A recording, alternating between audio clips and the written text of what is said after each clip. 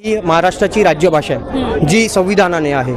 जर तुम्ही आम्हाला आमच्याच राज्यामध्ये आम्हाला सांगाल की हम मराठीने बोलोगे तो क्या करोगे, तर कानाखाली आवाज पडणारच। आणि तुम्ही त्या दिवशीचा त्याचा इंटरव्ह्यू बघा शॉपकीपरचा, तो शॉपकीपर काय बोललेला, राजस्थानीच होता ना तो।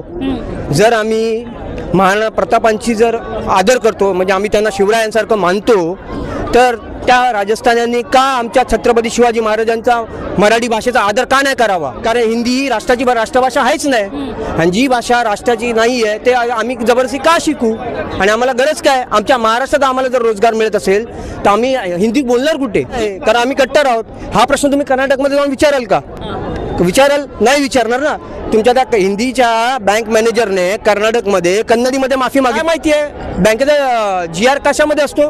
बँकेचा GR आहे, तुमचा टेलिफोन रेग्युलेटरी ऑथॉरिटीचा नियम काय आहे?